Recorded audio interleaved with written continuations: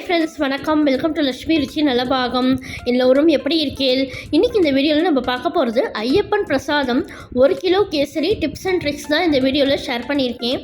இப்போ தான் நம்ம சேனலில் புதுசாக பார்க்குறவாளாக இருந்தால் லட்சுமி ருச்சி நலபாகம் சேனலுக்கு மறக்காமல் சப்ஸ்கிரைப் பண்ணிக்கோங்க.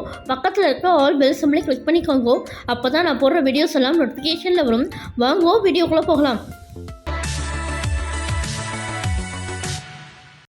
முதல்ல கேசரிக்கு ஒரு 150 கிராம் பட்டர் ஆட் பண்ணியிருக்கேன். கடாயில் நம்ம யூஸ்வலாக நெய்யை காய்ச்சிக்கிற மாதிரி இந்த பட்டரை நல்லா காய்ச்சிக்கலாம்.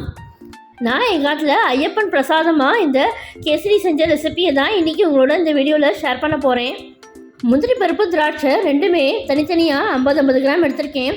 நம்ம நெய் காய்ச்சினதுலேருந்து ஒரு 4 டீஸ்பூன் இப்போ நம்ம முந்திரி பருப்பையும் திராட்சையும் வறுக்கிறதுக்கு ஆட் பண்ணியிருக்கேன். முந்திரி பருப்பையும் திராட்சையும் பொன்னிறமாக வறுத்துக்கலாம் கடாயில் தனித்தனியாக. நம்ம நெய் காய்ச்சின கடாயிலேயே நம்ம கேசரி பண்ண போகிறதுனால இன்னுமே நமக்கு நல்லா வாசனையாக நல்லாயிருக்கும் கேசரி. இப்போது முந்திரி பருப்பையும் திராட்சையும் நல்லா வறுத்து எடுத்தாச்சு, நெய்யும் நல்லா காய்ச்சி எடுத்தாச்சு. இப்போது கேசரிக்கு நெய்யும் ரெடி ஆகிடுது.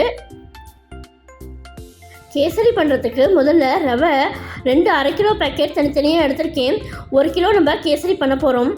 நமக்கு சூப்பர் மார்க்கெட்டில் ரொம்பவுமே நைஸாகவும் ரவை கிடைக்கிறது. நம்ம நார்மல் ரவையே இந்த கேசரி பண்ணுறதுக்கு எடுத்துக்கலாம். இப்போ அடுத்ததாக கேசரி பண்ணுறதுக்கு தண்ணி ஒரு 1 லிட்டர் எடுத்திருக்கேன். இதை நம்ம நல்லா பாயில் பண்ணிக்கலாம். நம்ம முந்திரி பருப்பு திராட்சை வறுத்த அதே கடாயிலே இன்னும் 2 டீஸ்பூன் நெய் ஆட் பண்ணியிருக்கேன். 1 கிலோ ரவையை நான் இதில் ஆட் பண்ணிக்கிறேன். நம்ம மீடியம் ஃப்ளேம்லேயே வச்சுட்டு இந்த ரவையை நல்லா வறுத்துக்கணும்.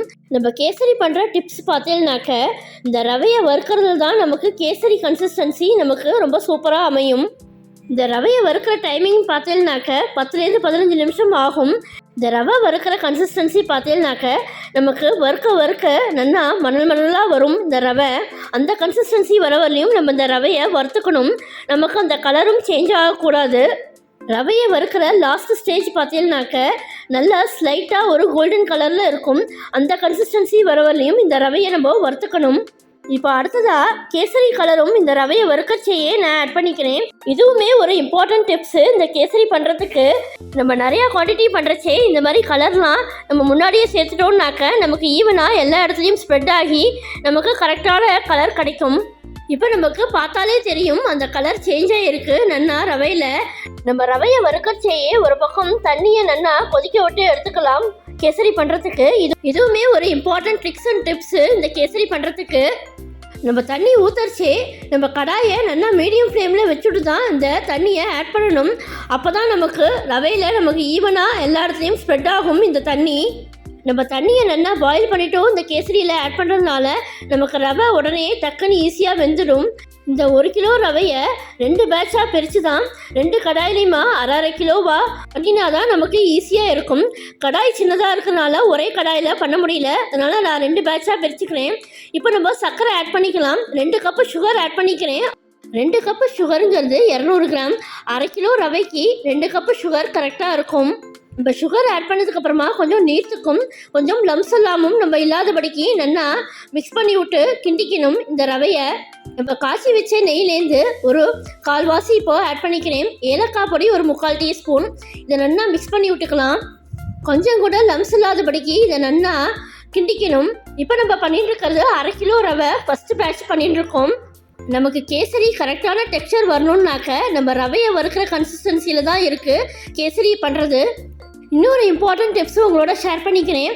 நம்ம ரவையை வறுக்கச்சேயே கொஞ்சம் நெய் கூடுதலாக ஆட் பண்ணிட்டோம்னாக்க நமக்கு ஃபைனலாக ரொம்பவுமே தேவைப்படாது நெய். இப்போ நமக்கு ஃபஸ்ட்டு பேட்ச் கேசரி சூப்பராக ஜோராக ரெடியாக ஆகுது, ஒட்டாமல் வருது. இந்த கன்சிஸ்டன்சி வர வரலையும் நம்ம இந்த கேசரியை கிண்டிக்கணும்.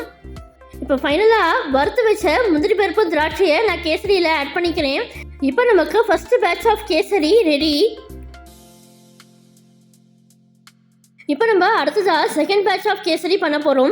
இப்போ அதுக்கும் அதே மாதிரி தான் ஃபஸ்ட்டு பேட்ச் பண்ண மாதிரியே தான் பாயில் பண்ண தண்ணியை 1/2 லிட்டர் ஆட் பண்ணியிருக்கேன். இப்போ நமக்கு ரவை வெந்தாச்சு. இப்போ இதில் 2 கப் சுகர் ஆட் பண்ணிக்கிறேன்.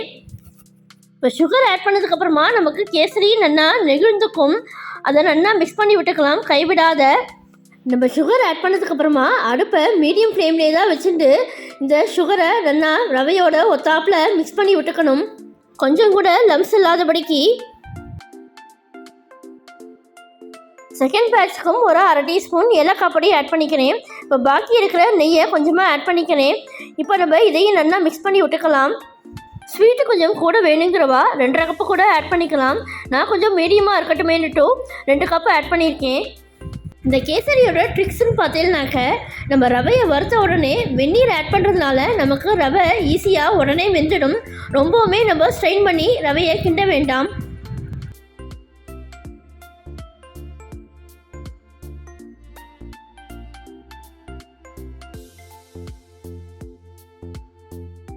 ஃபைனலாக இன்னும் கொஞ்சம் நெய் ஆட் பண்ணிக்கிறேன்.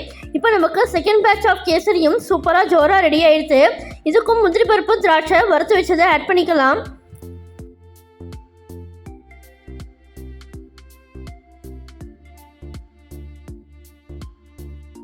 ஃபைனலாக ஐயப்பன் பிரசாதம் 1 கிலோ கேசரி சூப்பராக ஜோராக ரெடி ஆகிடுது. இப்போ நம்ம இதை ஒரு சம்பளத்துக்கு ட்ரான்ஸ்ஃபர் பண்ணிக்கலாம்.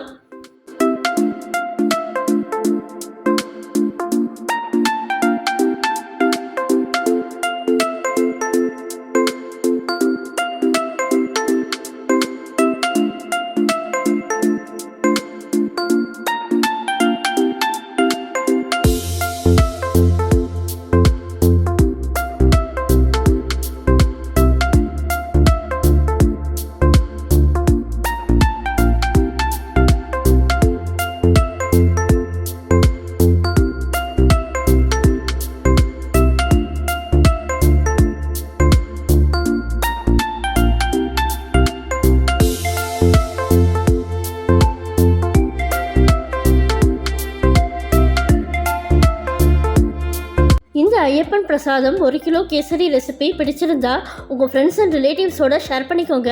என்னுடைய லக்ஷ்மி ருச்சி நலபாகம் சேனலுக்கு மறக்காமல் சப்ஸ்கிரைப் பண்ணிக்கோங்க. நான் வேறு ஒரு இன்ட்ரெஸ்டிங்கான வீடியோவில் உங்களை மீட் பண்ணுறேன். Thank you, by.